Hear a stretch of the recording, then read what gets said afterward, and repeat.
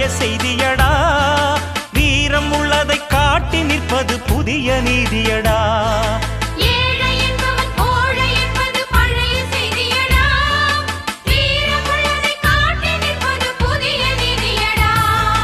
ஊர் கூடி தேரெடுத்தால் வந்து சேரும்.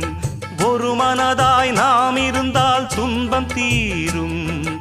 சிறு துளிகள் சேர்வதுதான் வெள்ளமாகும். சிறு ஒளிகள் செதுக்குவதே சிற்பமாகும்.